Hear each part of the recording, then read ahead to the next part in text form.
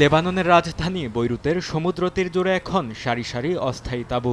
সাম্প্রতিক হামলার ভয়ে ঘরবাড়ি ছেড়ে পালিয়ে আসা পরিবারগুলো এখানেই আশ্রয় নিয়েছে। ৩৩ বছর বয়সী বাস্তুচ্যুত লেবানিজ নাগরিক ইউনিস ধিয়া বলছেন, শীতের মধ্যে তাদের থাকার কোনো জায়গা নেই নিরাপদ আশ্রয়।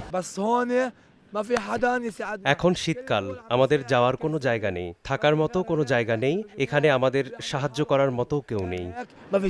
মার্চের শুরু থেকে লেবাননে প্রায় প্রতিদিনই বিমান হামলা চালাচ্ছে ইসরায়েল। এর পেছনে রয়েছে হিজবুল্লাহর রকেট হামলার প্রতিক্রিয়া। ইরানে যুক্তরাষ্ট্র ইসরায়েল যুদ্ধ শুরুর দিন তেহরানে ইরানের সর্বোচ্চ নেতাকে হত্যার প্রতিশোধ নিতে ইসরায়েলে রকেট হামলা চালায় হিজবুল্লাহ।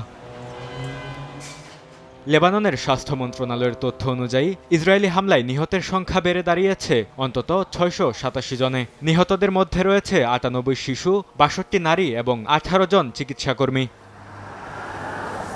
বিশ্লেষকদের আশঙ্কা, সীমান্ত সংঘাত দীর্ঘ হলে লেবাননে বড় ধরনের মানবিক সংকট তৈরি হতে পারে। হাজার হাজার মানুষ ইতিমধ্যে ঘরবাড়ি ছেড়ে পালিয়েছে। অনেকেই খোলা আকাশের নিচে বা অস্থায়ী তাঁবুতে দিন কাটাচ্ছে। জরুরি সহায়তা না এলে পরিস্থিতি আরও ভয়াবহ হয়ে উঠতে পারে বলে সতর্ক করেছে মানবাধিকার সংগঠনগুলো।